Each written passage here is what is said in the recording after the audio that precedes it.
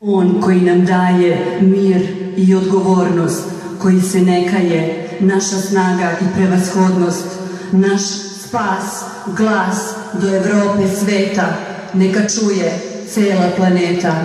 Vučić Aleksandar.